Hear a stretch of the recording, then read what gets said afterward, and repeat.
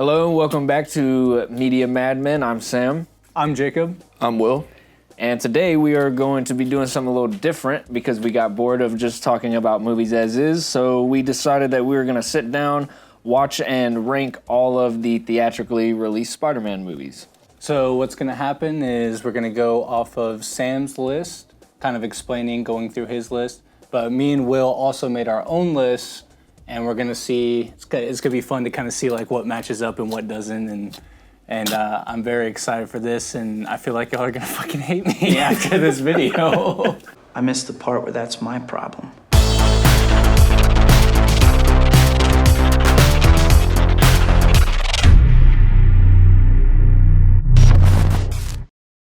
I am very curious to see what syncs up and what doesn't. Yeah, I imagine there's several movies that, you know, have a definite place on our lists. Yes. Where they'll match up, but the rest, I believe, is going to be very different. I will say personally, let's get into it. All right, well, y'all, Will, you can reveal your number 10 first. We're going to go from bottom to top. Worst to best. Worst to best. I'm assuming that all of our number 10s are going to sync up. Yes, this is one of those definite ones I was talking about earlier. I think it'll get more interesting as we get to the top of our list. Yeah. Oh, yeah. Like once you get in that, you know, this is a good movie kind of area. Yeah. All right, well, my number 10 is The Amazing Spider-Man 2. And my number 10, big surprise here, is actually The Amazing Spider-Man 2. And as I said, I figured we'd all sync up on this one. My number 10 is The Amazing Spider-Man 2. You're that spider guy. Spider-Man. Huh? Of Spider-Man. Yeah, this movie is just a piece of dog shit. But you know what's crazy? Like, I never thought it was like that bad until, because when did it come out? Like, how old were we whenever 2014, so we were all 14 at the time. Like, I always thought it was like fun, and then you watch it when you're like a little bit older, and you just, I mean, just the way the movie starts, dude. I told you this the other day. Yeah. I didn't think, whenever we went to go see it, I didn't actually think that we were like, I thought we were in the wrong theater. Because it starts off like what's going on? Like a James Bond movie. Like a fucking James Bond movie, bro. Like, Not if you thought you could escape. Richard!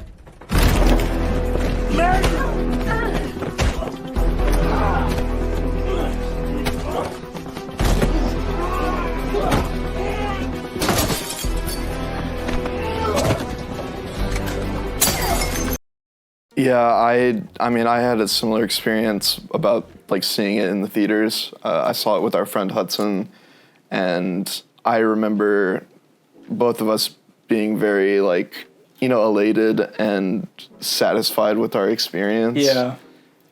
But as I've grown older, as the movie's grown older, it's definitely soured on me. But you know, there's a few things that I do like about the movie, and I'd like to like start out with that before we get into the numerous negatives. But like the suit design, I really love it. Yeah. I will give it that. It does have some elements that work. I think from like I like the swinging sequences a lot more than what they've given Tom Holland. I don't think Tom Holland has had like one satisfying swinging sequence. I also, it does have my favorite Spider-Man suit. And I think a big reason that is just because of the eyes. Yeah, and when I say like suit design, yeah, I mean specifically Spider-Man's. The other suit designs for like the Green Goblin and for Rhino. And Electro. Not really a fan. It's not my fault! I think it was like at the time, like I watched this movie like 1,000,000 times on DVD. Yeah, so like I really liked it when it came out. I think I saw it like 4 times in the theaters. But as Will said, as time has gone on, you kind of get older. It's kind of like that the prequels effect. That like you really like them when you're younger because it's lightsabers and Yeah. But then you get older and you're kind of like, oh, what did I really like about these movies? Can I say something a little controversial here? I have come to really enjoy watching Andrew Garfield act as an actor. Mm-hmm. Oh, he's the best actor out of any of the actors who have played Spider-Man. Actor, right. Mm-hmm. I wasn't in love with his, like, Spider-Man, like his Peter Parker, and I don't think it's his fault at all. I think it was a faulty, you know, a bad script. I think all his Spider-Man quippy stuff is good. Knock, knock. Mr. Criminal.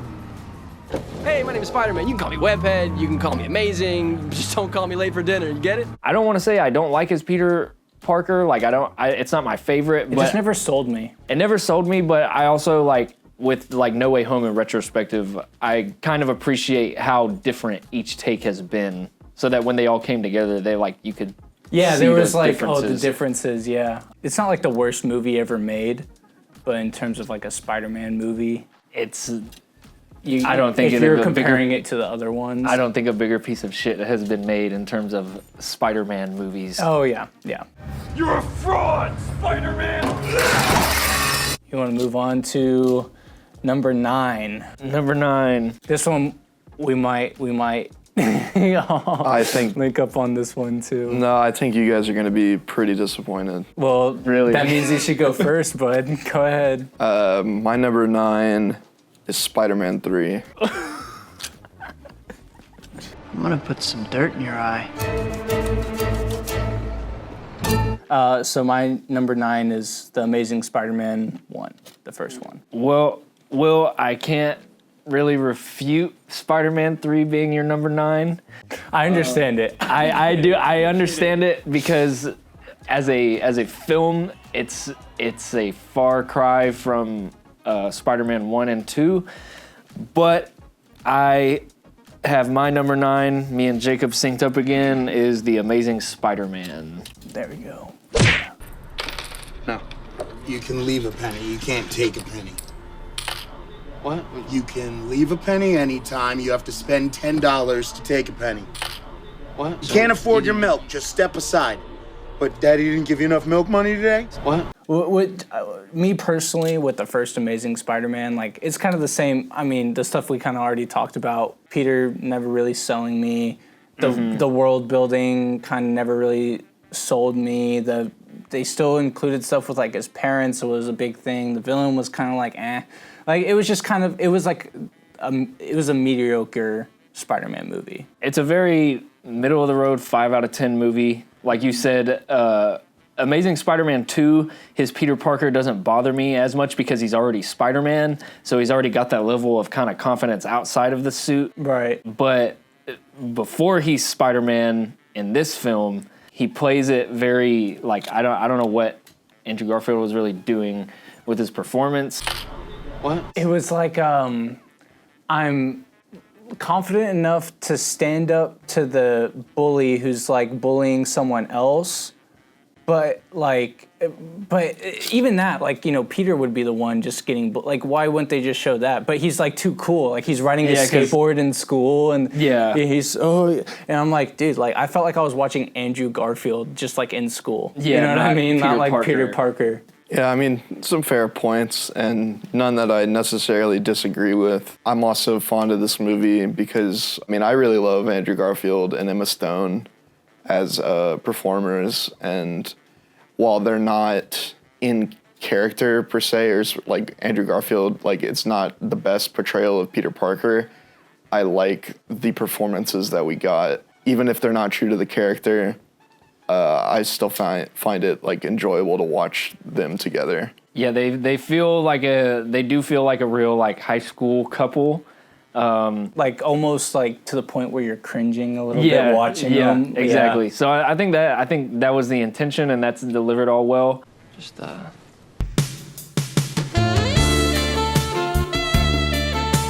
One thing I noticed on rewatching it was it just made me think of how, like, lame this movie is. The equivalent to the wrestling scene in the original Spider-Man, where he kind of learns his lesson about, like, you know, oh, with great power comes great responsibility. Right.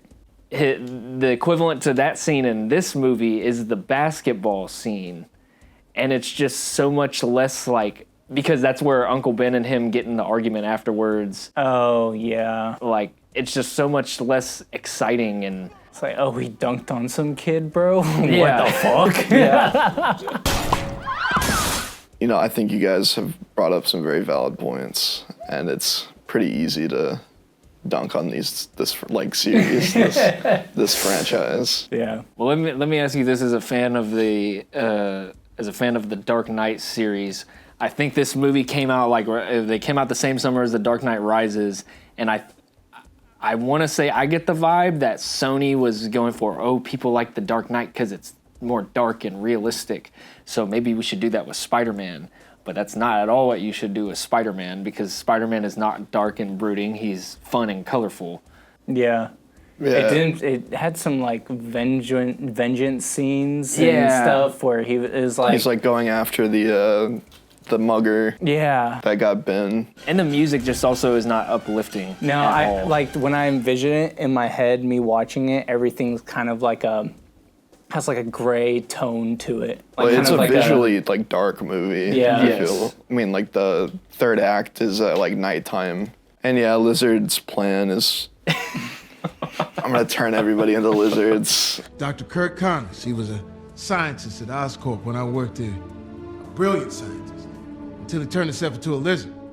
Then he tried to turn the whole city into lizards. It was crazy. Which, a lot of people bitch about that, but in retrospect, like... It's very comic booky. It's very comic booky, and it's funny, and it also, like, helps me enjoy the movie a little bit more that the villain is so, like, simplistic and stupid. A little bit corny, yeah. I do know that there were a lot of scenes cut out where he had, like, a son. And speaking of deleted scenes, I know you've probably seen it, but I sent Jacob, he'd never seen it before. Did you watch the deleted scene of Amazing Spider-Man 2 when his dad shows up at the end? I did not. Yeah, You sent it to me. I'm sorry, it's when he's at the graveyard, and he's at. Was he at Gwen's? Yeah. Yeah, he's at Gwen's headstone, and behind him, the camera pans, and behind him is Ben Parker or Richard. What is it? Richard Parker. Yeah, and Richard Parker, and it's like this big moment, and it's like, who cares? What the fuck? Didn't he die in a plane crash at the beginning of the movie? Yeah, and then he kind of explains it, like everything. He's like, "This is why I was gone. This is what I was doing. Oh, God. I never meant to hurt you." I had to die to keep you alive. I had to disappear. I had to stay away from you to keep Osborn from hurting you. You understand what I'm saying? It's just like extra backstory that we didn't need for Spider-Man. And these movies, the Amazing Spider-Man series also implies in this universe that it was his destiny to become Spider-Man, because it was the reason why the spider bite worked on him was because of his dad's DNA, which makes it so much less interesting and completely takes away from the idea of Spider-Man, is that anybody can be behind that mask. Yeah. Yeah. Okay, well, I'm done talking about Amazing Spider-Man. Let's move on to something else, Will. For my number 8, I have The Amazing Spider-Man. Okay. Which we just talked about. Very nice. For my number 8, I have Spider-Man Far From Home. For me, I think my number 8 is going to surprise people. Spider-Man No Way Home. Really? Wow, all right. Well, let's fucking talk about that, buddy. Strong enough to have it all. Too weak to take it!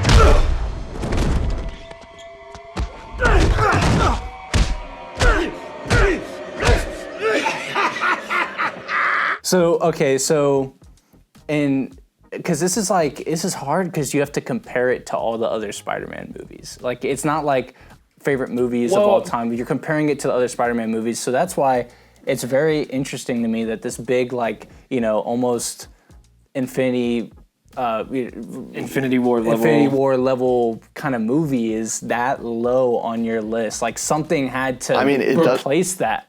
It sort of surprises me, but it also doesn't, because since the movie's been out, I've heard you talk about how with each viewing, it kind of the impact of it lessens on you and you notice more flaws.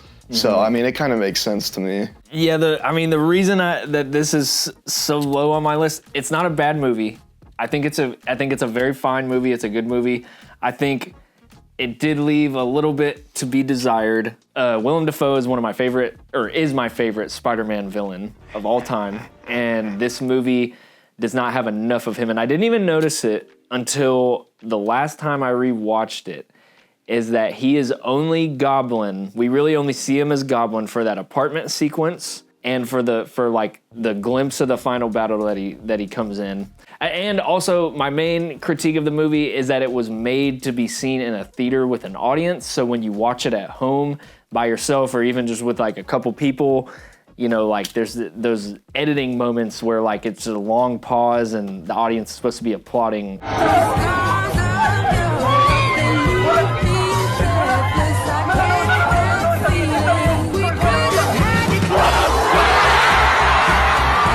When you watch that at home, it doesn't hold up as much. Oh! Hi. No. It's okay. I'm a nice guy. Who gives a shit, dude? I'll go watch it in the theater. The fucking level of joy I had watching that movie, and especially seeing like kind of the story that they did with Tom Holland's Spider-Man, where he's like, the whole movie, he's getting these new guys, and he just wants to, like, after he fucks everything up, and he really wants to help the villains that come through, and like, it's just so heartwarming, and it's like kind of wacky, and it's very comic booky. It's like comic booky, but not in like, you know, a super duper corny way where I'm like, that's kind of weird.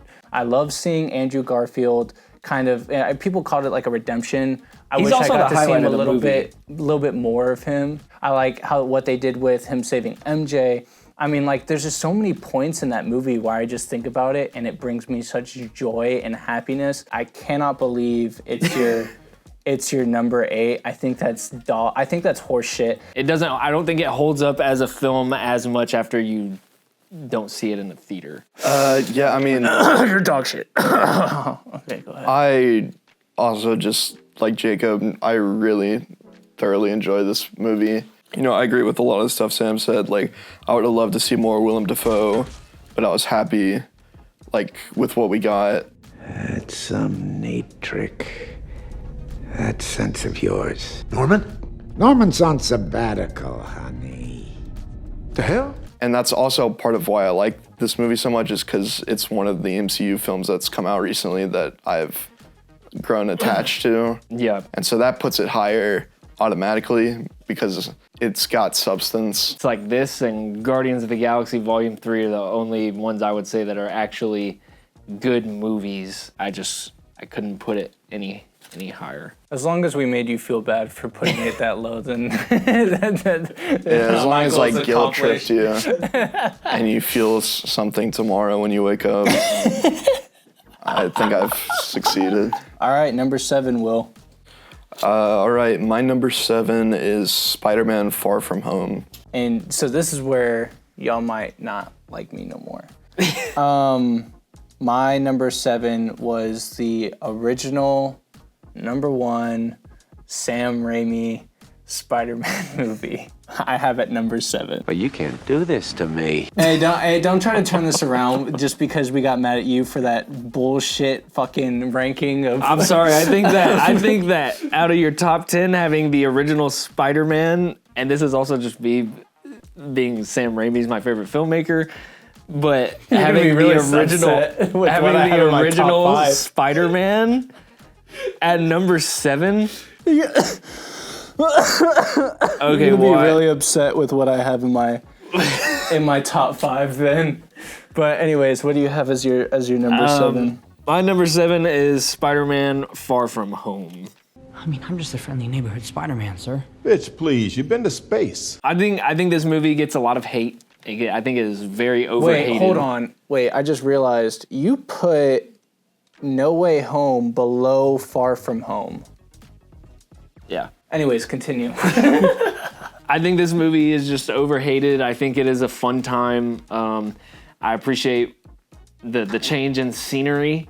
And when the movie was coming out, I wasn't completely sold on that. I wasn't sold on him being Spider-Man outside of New York. But I think they did a good job of selling you on it. They kind of shook it up, did something different. I think the love story, the growing romance between Tom Holland and Zendaya is very sweet. And then I really like Jake Gyllenhaal as Mysterio. I think that whole like plot and like how he's doing what he's doing in terms of all the illusions is very clever. See, that wasn't so hard. Somebody get this stupid costume off me! I do wish that I could kind of seen this movie for the first time without knowing who Mysterio is. I agree with you saying, like, knowing Mysterio from the comics and knowing that he's like a con man and a special effects artist. But I had a similar situation. Like, I watched it with my parents and my mom was like, what? No way. And it's one time where I wish I wasn't a fan of the other media so that I could have just enjoyed the movie as is. Which is also, in terms of the twist, it's disappointing because Homecoming has an amazing twist. Oh, yeah, yeah. Her dad's white? That's... No, don't. Sorry? Sorry? It's definitely a fun movie. I do agree it gets a lot of hate. I mean... It gets too much hate. It gets too much hate. I think it's fun. I think having it in a different location is cool and like interesting, and seeing how he interacts with like a new environment. And yeah, I don't really have anything to rebuttal against that. But it sucks I had to rank it this low. If there was a critique I had for like the entire Tom Holland trilogy, is that John Watts has no like creative like vision. The visuals do not like stick out. Everything is very just kind of bland looking. Bland lighting, bland color grading. They're not very aesthetically pleasing in the way that like Sam Raimi's are. Yeah. But not everybody can be Sam Raimi, so. True. When we made Evil Dead, I wanted to do something that... And we'll get to why I had to put. Oh yeah, we're gonna Spider-Man. Yeah, we're gonna get to that. You're gonna fucking like my asshole. I know that was gonna happen, but all right. Well, number 6 then, Will. All right, my number 6 is Spider-Man: Homecoming. This was a tricky one for me, because we're almost in the top 5. Mm-hmm. Almost in the top 5. Yeah. And I feel like this one was tricky, dude. And so my number 6 is Spider-Man: Homecoming as well. Well, we all synced up. Spider-Man: Homecoming is also my number 6. Okay, so the craziest thing just happened, right? I started a fight with Captain America and I stole his shield and I threw it at him. And what the hell? He's big now. I gotta go. Hang on. I think this one just ranks higher than the other Tom Holland movies for me, because I appreciate while the movie doesn't have a lot of visual style from John Watts, I do appreciate his take. His idea was to do a John Hughes type high school movie with Spider-Man, like Ferris Bueller's Day Off. There's literally a reference to Ferris Bueller in Homecoming. But, Weird Science, those movies that we love, that our dad showed us when we were kids. Yeah. So I get a lot out of that aspect. I think he nailed it on the head in terms of, taking a John Hughes movie, a style movie, and doing it with Spider-Man. I mean, I agree with you. I really liked a lot of the school stuff. I thought that was like super fun to watch and like be a part of. And I almost like all the high school stuff more than the Spider-Man stuff. Like the high school stuff is just so fun, dude. And I think it also accurately portrays high school in the day and age that it came out. As an introduction, or not really a introduction, because Civil War was when you first got to really like see Spidey. Hey everyone. But just with that opening sequence of them kind of like rehashing that, but in Peter's like perspective, point of view. Like, it's videoing so fun. himself. It's not my favorite. The villain is kind of weak. Really? I disagree. A little bit totally. for me. Okay, so I'm not a. I love Michael Keaton. Michael Keaton is fun. I think the Vulture's never been like one of my favorite like See, Spidey. I totally disagree. Villains. I feel like every time I see him, I'm like, I'd rather see like other villains. You know, I agree with that sentiment, but I think they made the Vulture compelling. More compelling than they could have done doing something else. You know, I think they made Vulture and Spider-Man work in this world in a way that was satisfying, albeit different than probably what we were expecting as like hardcore fans of the comics and source material. Right. Good old Spider-Man. But Michael Keaton, I think his performance is great. The scene in the car, just really, I think after the twist, the car scene really just is the cherry on top for Michael Keaton in that movie. The lighting, like how it's a stop. He's at a stoplight and it's red. Yeah. And then when it clicks and he kind of looks in the rearview mirror, the light washing in on him is green. Yeah. And it's like it's green for go, like he understands, but also green is related to the Vulture. Yeah. It's like the only time John Watts interjected some visual style into his Spider-Man movies. It's what's the word for it? It's like a feel good almost. Like it's like a feel good movie, you know? It's a very John Hughes 80s Weird Science Breakfast Club movie. Feel good movie, yeah. She likes the rough stuff. What can I do, you know?